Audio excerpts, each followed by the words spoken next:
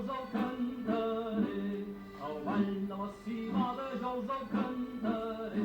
El pare quan la sembrava feia així, se'n dava un truc al pit i se'n girava.